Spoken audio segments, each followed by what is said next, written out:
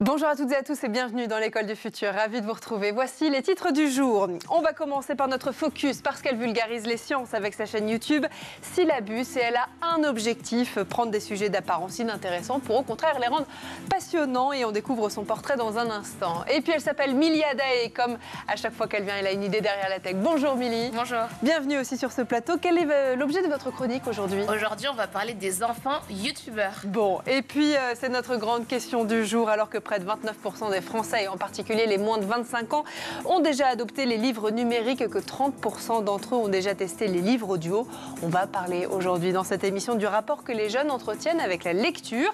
Un rapport nouveau, vous allez le voir, et on va essayer de décrypter tout ça avec notre invité. Il s'appelle Philippe Houpé. Bonjour Philippe. Bonjour. Soyez bienvenue sur le plateau de l'école du futur. Vous êtes le cofondateur d'une entreprise innovante qui a fondé Dolpo. Dolpo, on en parle dans un instant, si vous voulez bien, juste après le focus. Un diplôme d'ingénieur en génie mécanique, un master en génie biomédical, un doctorat sur ces mêmes sujets et même un premier prix du concours Ma thèse en 180 secondes en 2012. Alors avec un tel CV, Viviane Lalande aurait pu se diriger vers une carrière toute tracée dans la recherche et les sciences, mais elle a plutôt préféré exprimer son côté créatif et créer justement sa chaîne YouTube en 2013. Et elle est notre focus du jour, signé aujourd'hui Jean Martineau.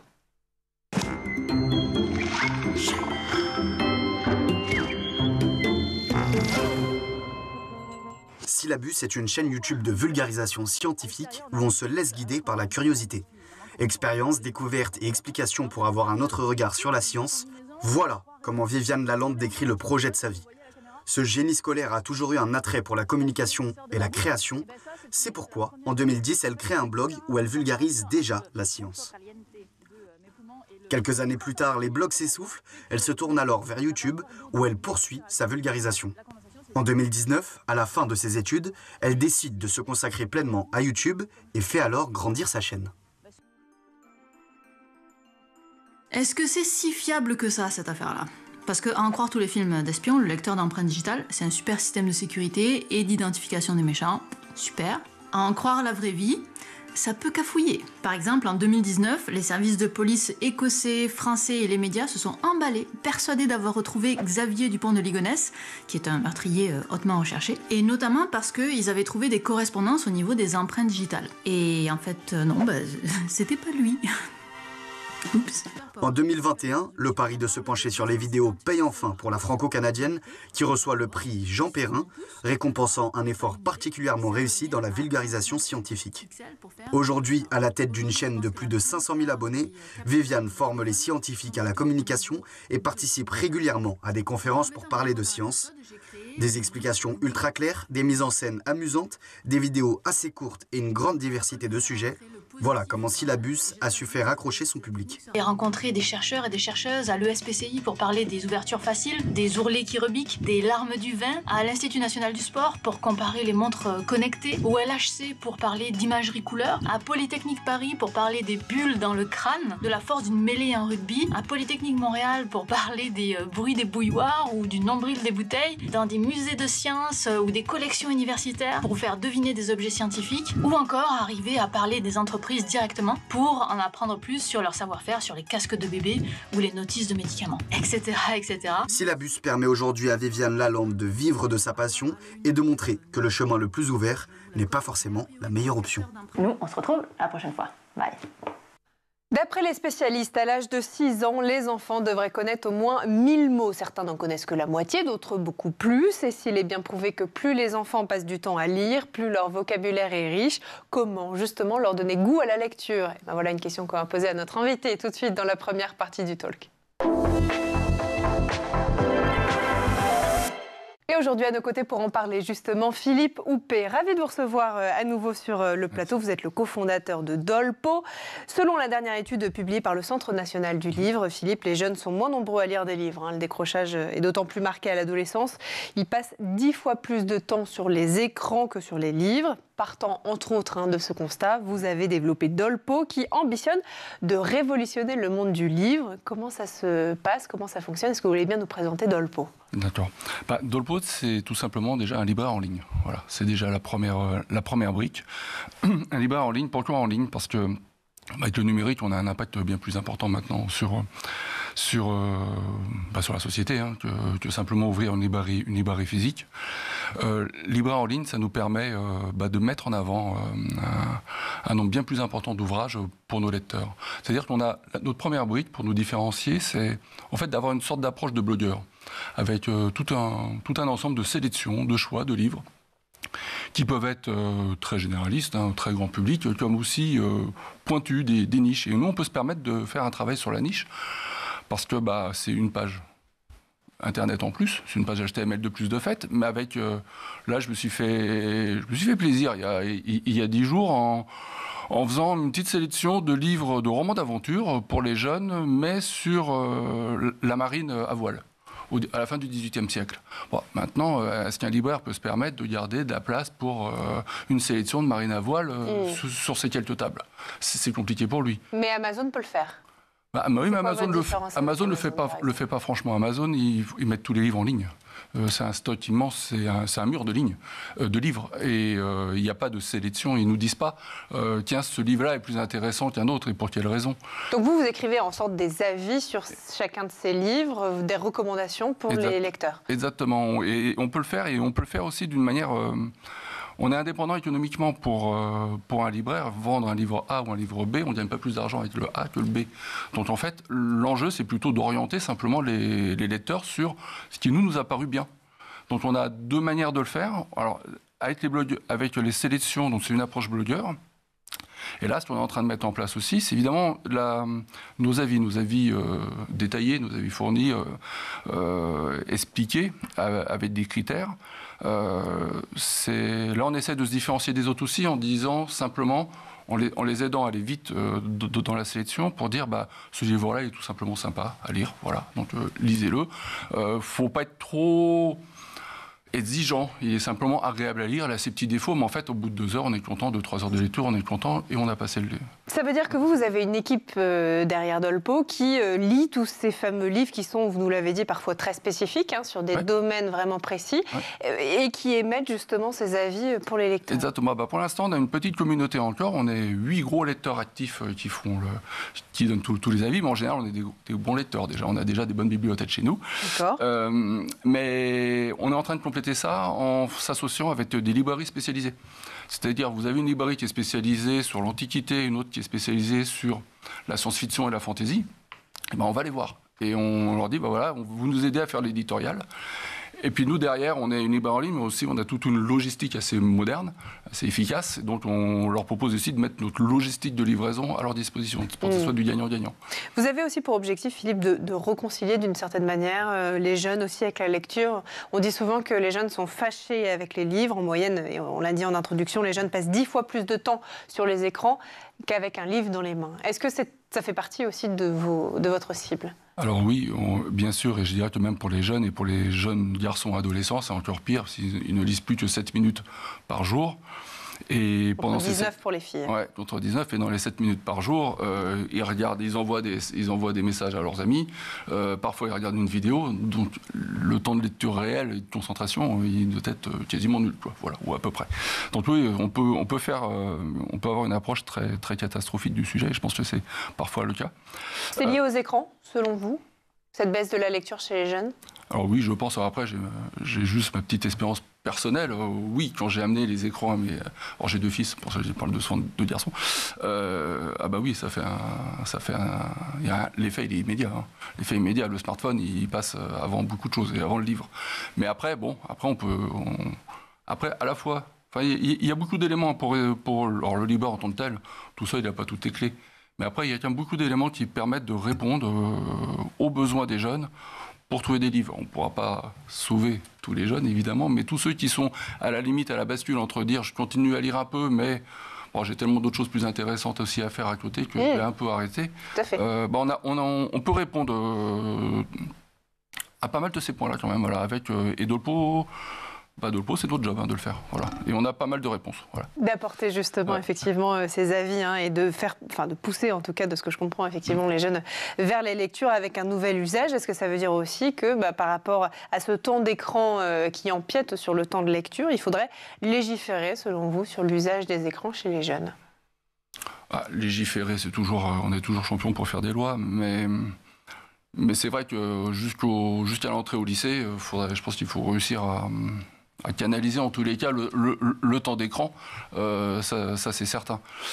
Vous, ce que vous faites, c'est aussi d'utiliser les écrans pour pousser les jeunes et les moins jeunes vers le livre. Vous avez pris ce parti justement d'utiliser le numérique dans un secteur qui n'est pas ou très peu numérique, à part les livres audio dont on va parler dans un instant et les livres numériques. Non, ça c'est sûr que le secteur il est très peu numérique, il est très peu industrialisé sur cet aspect-là. J'ai souvent une petite anecdote sur le sujet. Quand j'ai commencé à négocier avec toutes les grandes maisons d'édition, il y a quand même une grande que je ne vais pas citer, bien sûr, une grande maison d'édition qui m'ont envoyé un contrat carbone. C'est-à-dire, vous écrivez, et puis à la main, et puis vous avez des feuilles carbone encore pour faire les duplicata.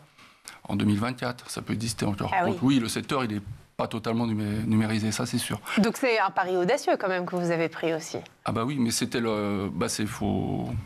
Dolpo, c'est un métier... Enfin, Dolpo, comme libraire en ligne, c'est un métier passion. Pour moi, c'est ma deuxième expérience professionnelle, ma deuxième vie professionnelle. Avec mes autres cofondateurs, on a déjà notre propre parcours qui ont géré plutôt réussi, donc ça nous permet d'avoir les moyens de faire ce qu'on voulait, d'avoir un deuxième parcours professionnel plus orienté sur nos besoins personnels. Donc oui, on a décidé de prendre le numérique parce que on pense que c'est la face nord. Évidemment, c'est la face la plus difficile pour lancer une librairie en ligne. Une librairie. On aurait pu ouvrir des librairies physiques à la place. Non, on pense que déjà, ça fait presque 2 ans qu'on travaille sur le projet, donc on avait besoin de beaucoup de temps et beaucoup d'énergie pour le mettre en place. Et puis après, ça nous permet d'être focalisés sur un seul objectif. Les jeunes, on peut les atteindre, ou on peut les atteindre sur les réseaux sociaux.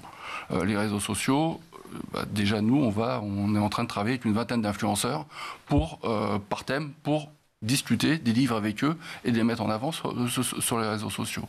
C'est la première chose qu'on fait. La deuxième chose, c'est qu'on est en train de faire des sélections de livres où on dit, OK, un jeune, il a besoin de quoi en fait? Déjà ou même tout le monde d'ailleurs, a besoin de les attendus pour lire plus. C'est souvent du conseil. C'est souvent du conseil de lecture. Donc vous avez le conseil du libraire, un peu plus spécialisé. Vous avez le conseil de tous les lecteurs, donc des millions de lecteurs. Dans les médias notamment. Dans les médias, mais là on s'appuie plutôt sur les réseaux sociaux et on fait un partenariat avec Babelio qu'on va mettre en place dans pas longtemps pour récupérer toutes leurs notes de leurs lecteurs. Donc ça nous fait l'avis du libraire et l'avis des centaines de milliers de lecteurs en plus. Voilà. Et puis le numérique, ça va nous permettre de mettre en place des outils pour aller dans la profondeur du catalogue. La profondeur du catalogue, personne quasiment n'y a accès. Et puis en plus, un libraire physique, parfois, on peut prendre une association avec les marchands de vin. Parfois, si on est un gros lecteur, il n'y a pas de sujet, on y rentre tout le temps dans les librairies. Si on est un lecteur un peu irrégulier, on ne sait pas obligatoirement comment aborder le sujet ou oser ouvrir et oser regarder. Et c'est ce que vous essayez Et nous, c'est ce qu'on essaye de faire et on a mis en place, là c'est vraiment l'outil numérique, on fait un premier test avec les polars et les policiers. Les policiers et les thrillers, pardon, où on propose une sorte de map-monde, où vous avez sur notre site, vous avez une map-monde et vous pouvez choisir si vous avez envie d'avoir un policier qui se passe en Espagne ou qui se passe en Islande, mais c'est pas la même atmosphère, ou qui peut se passer en Afrique ou qui peut se passer en Corée du Sud, vous cliquez dessus et nous on a fait le travail de dire que c'est pas l'auteur, c'est l'intrigue qui se passe là-bas. Une autre manière donc de voir effectivement le livre et l'approche aussi qu'on a de la lecture, et notamment quand on est jeune, numérique notamment. Ce que je vous propose, c'est justement de parler de toutes ces nouveautés, si vous voulez bien, Philippe, dans un instant, de Dolpo. D'abord, on va faire un petit tour du côté de la planète tech. Images et vidéos, c'est le Zap et c'est l'œil de Jean Martineau.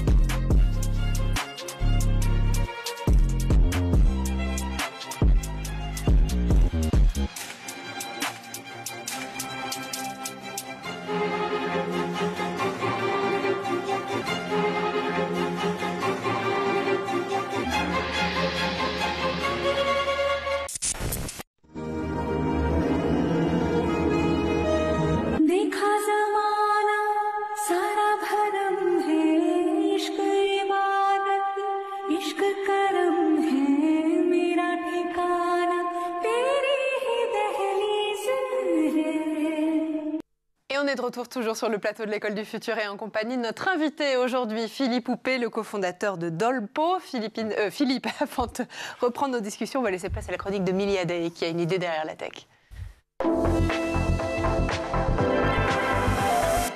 Milly, vous allez nous parler aujourd'hui des enfants qui exercent un nouveau métier, le métier de youtubeur. Oui, alors j'en suis convaincue, l'école du futur commence à la maison. Et de nos jours, il y a de nombreux enfants qui se lancent dans le monde de la création de contenu en ligne. Ils attirent des millions de followers et influencent même les modes de consommation. Aujourd'hui, nous allons explorer les différents aspects de ce phénomène, ses implications sur la vie des enfants et des familles, ainsi que des questions éthiques soulevées par cette pratique. Comment comprendre aujourd'hui, Milly, le succès justement de ces enfants youtubeurs? Alors, les vidéos qui sont faites par des enfants sont souvent drôles et créatives. Donc, quand les enfants postent des vidéos d'eux-mêmes, c'est un peu comme les enfants stars du cinéma ou de la télévision et on peut vite devenir fan. Surtout qu'aujourd'hui, les modes de consommation évoluent, on en a parlé, et les enfants sont très très proches de téléphones portables ou de leurs tablettes. Donc ils ont donc un accès à YouTube beaucoup plus proche et un accès immédiat et fréquent aux différents contenus des youtubeurs. Quel impact, Milly, le fait justement d'avoir un enfant influenceur ou youtubeur peut avoir sur à la fois la vie concrète et le développement des enfants? Alors, être un enfant influenceur ou youtubeur peut avoir des avantages comme des inconvénients pour les enfants concernés. D'un côté, ça peut ouvrir des opportunités uniques d'expression créative, une belle notoriété, développement de compétences de communication et liées à la technologie. Mais d'un autre côté, ça peut également entraîner des grandes pressions, une exposition excessive aux médias et des défis pour maintenir l'équilibre vie en ligne et vie hors ligne. À titre d'exemple, il y a les Français Swan et Néo qui sont deux frères qui ont commencé leur chaîne YouTube en 2015 et aujourd'hui, ils ont plus de 6 millions d'abonnés à seulement 18 et 11 ans, ce qui dépasse même le nombre d'abonnés de youtubeurs connus comme Hugo Décrypte. Oui, c'est assez fou effectivement et j'imagine que ça affecte aussi à la fois et puis leur famille. Et comment justement ça se passe quand on a un enfant influenceur ou youtubeur? Du coup, ça dépend de si les parents sont eux-mêmes influenceurs ou non, ou s'ils ont un attrait commercial ou non. D'un point de vue global, les familles des enfants influenceurs peuvent être confrontées à des défis qui sont très spécifiques en matière de gestion du temps, de la vie privée et de la sécurité en ligne. Les parents doivent jouer un rôle important dans la supervision des contenus qui sont créés par leurs enfants, ainsi que dans la protection de leur bien-être émotionnel et de leur sécurité en ligne. Les mauvais commentaires peuvent avoir un fort impact sur les réseaux sociaux, ça, c'est sûr. Et encore plus quand on est un enfant. Et d'un point de vue des parents, ils peuvent également être davantage sous le radar des autorités. Les parents de Swan et Néo ont d'ailleurs été condamnés par le tribunal correctionnel de Lyon à 5 ans de prison, dont 18 mois fermes et 100 000 € d'amende pour escroquerie pour des faits remontant entre 2010 et 2014, lorsqu'ils travaillaient pour une agence matrimoniale, donc avant même le lancement de la chaîne de leurs enfants. Alors justement, Milly, d'un point de vue financier, à qui revient justement l'argent que les enfants, eux, gagnent sur ces plateformes? Depuis 2022, il y a un décret qui est sorti, qui précise que les représentants de ces enfants youtubeurs doivent obtenir des autorisations administratives, des agréments et qu'une partie de la rémunération doit être placée à la caisse des dépôts et consignations jusqu'à ce qu'ils aient atteint leur majorité. Ce qui est pareil en fait pour les enfants mannequins. C'est ça. D'ailleurs, un parent influenceur, lors de ses collaborations avec les marques, doit prévoir un contrat à part entière pour son enfant. Donc on ne peut pas se faire si facilement de l'argent sur le dos de son enfant, bien que ce soit très juteux. Et Swan et Néo nous le montrent encore une fois, parce qu'ils ont leur propre boutique avec plein de produits dérivés, que ce soit des jeux, des livres, des vêtements et plein d'autres choses encore. Et ça soulève aussi le phénomène justement de ces enfants influenceurs et youtubeurs, des questions éthiques autour de leur métier. Et justement, quelles sont ces questions, Milly? Alors, il existe plusieurs questions éthiques importantes à considérer, notamment la protection de la vie privée des enfants, la manipulation de leurs images à des fins commerciales et le risque d'exploitation ou surexploitation médiatique. Selon le député Bruno Studer, qu'on a reçu l'année dernière effectivement dans l'émission, certains enfants youtubeurs peuvent générer des revenus allant jusqu'à 150 000 € par mois. J'ai bien dit 150 000 € par mois. Ce qui permettrait à certains parents, avant le décret, de cesser de travailler. De plus, il est important de se demander dans quelle mesure les enfants sont vraiment capables de consentir à une telle exposition en ligne et si cela peut avoir des conséquences sur le développement à long terme, comme on a pu le voir pour des cas comme Jordi, bébé star des années 90. Alors, le mot de la fin, Émilie, je vous le laisse. Alors, être youtubeur, en étant bien encadré par ses parents, peut être une expérience très enrichissante pour les enfants. Il est crucial pour les parents de considérer cette activité comme une autre activité, en fait, en tant que telle, ou bien comme un jeu d'apprentissage. Et surtout, mettre l'accent sur la protection de leur bien-être et de leur vie privée, ainsi que de leur sécurité en ligne. Ça, c'est sûr, et c'est important à rappeler. Merci beaucoup, en tout cas, Émilie. Les enfants youtubeurs avec Milly Adaé aujourd'hui. Allez, on continue à échanger justement de la transformation du monde des jeunes, du numérique, de YouTube dans un instant. Vous allez le voir dans la deuxième partie du talk. On continue d'en parler justement avec notre invité Philippe Houpet, le cofondateur de Dolpo. Juste avant, on parlait effectivement en première partie avec vous, Philippe, de la transformation de ce domaine du livre, notamment auprès des jeunes par le numérique. Milly, j'ai cru comprendre que vous étiez en train d'écrire un livre, hein, c'est ça, pour les prochains mois. C'est ça. C'est ça. Donc, je suis en plein travail. Donc, je prépare mon premier livre pour enfants qui sera destiné aux 7 à 12 ans et qui va porter sur une thématique liée à l'entrepreneuriat. Est-ce que c'est typiquement un livre que vous pourriez mettre dans Dolpo, Philippe ? Et qu'on mettra en avant avec plaisir, oui. Ouais. Bien sûr. Comment vous sélectionnez justement tous ces livres ? Comment on sélectionne ces livres ? C'est vrai que c'est un vrai travail éditorial en fait à chaque fois. On fait un travail de libraire en fait là classique, c'est simple.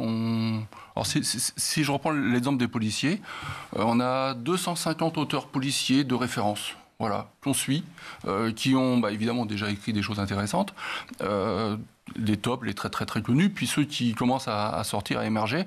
Donc on a 250 et on scanne systématiquement tout ce qu'ils peuvent produire et on le lit rapidement. On prend les avis aussi des blogueurs ou de pas. On consolide aussi l'avis de tout le monde. Ça nous aide. On ne peut pas lire toutes les nouveautés qui tombent. Ça, c'est pas possible.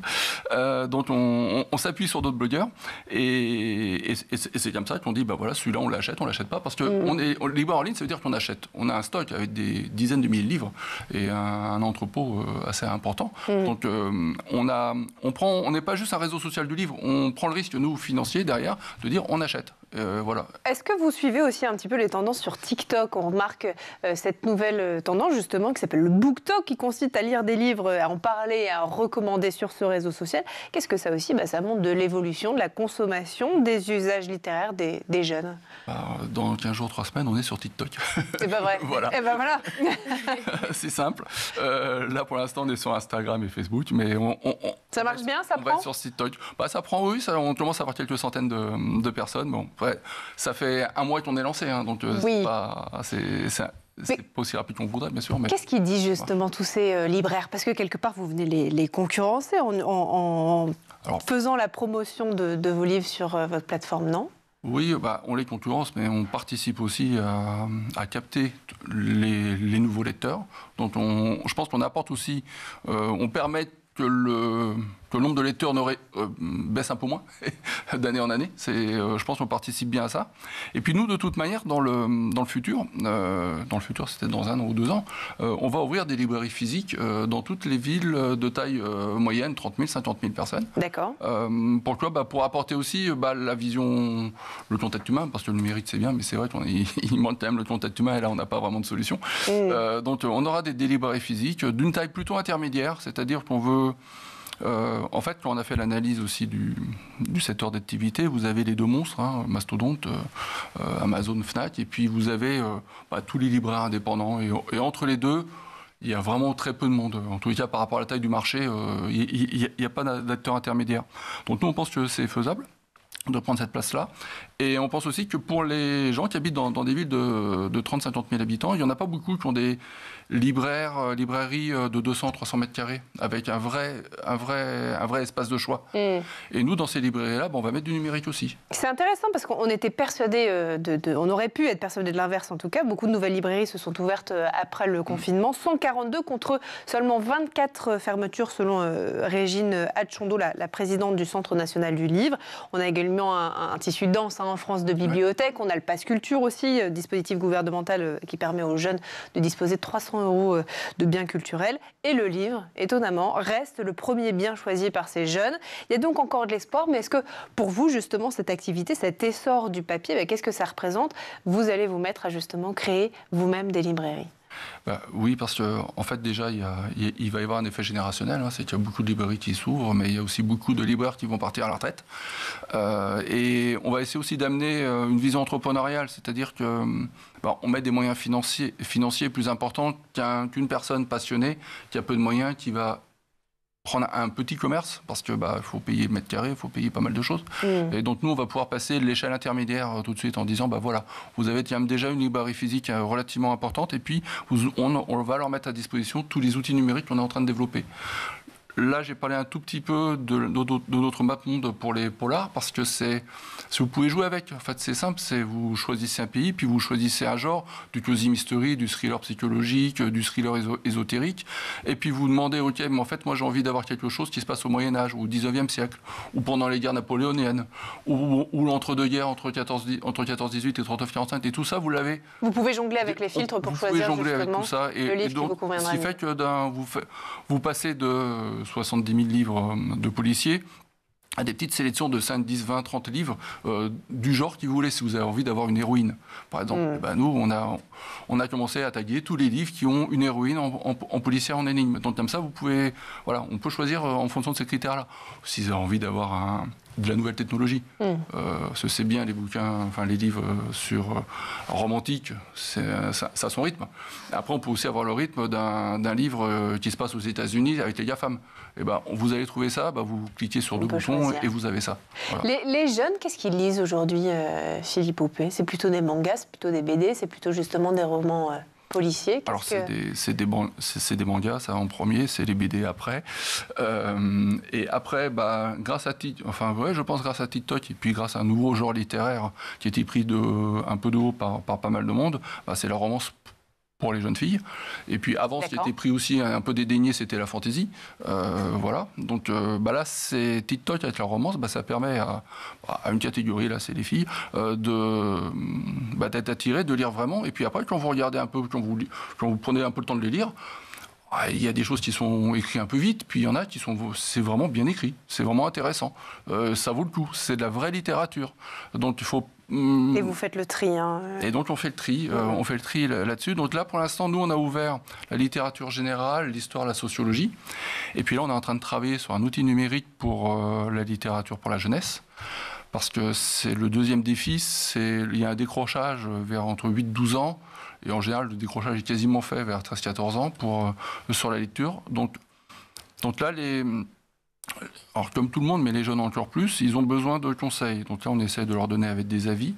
Mais il y avait une étude, je ne sais plus le nom de la personne qui a fait l'étude, désolé, qui mettait en avant que si le jeune enfant a choisi le livre, il va être 3 fois plus satisfait de l'avoir lu que s'il est imposé par les parents ou la maîtresse ou le maître ou le prof. Donc, bien sûr. Et en fait, là, on est en train de construire un outil qui permette aux 8-12 ans et 14 ans, puis après, je pense qu'ils se débrouilleront différemment, de choisir sur le site. C'est-à-dire qu'on leur fait...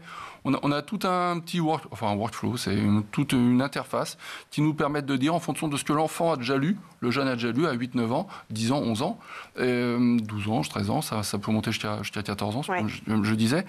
En fait, il choisit le livre qu'il a lu, qu'il n'a pas lu, s'il l'a déjà lu, il donne un petit avis dessus, et nous, ça nous dit sur les autres livres qu'on peut lui proposer, dans une sélection qu'on a déjà, nous, définie, mais de 300 livres. Merci. Effectivement, et c'est un outil qui va sortir là très prochainement. Il va sortir en 2024. 2024. Là, on est en train de faire les maquettes. Et Donc c'est tout proche. Oui, c'est tout proche. Et vous viendrez nous en reparler.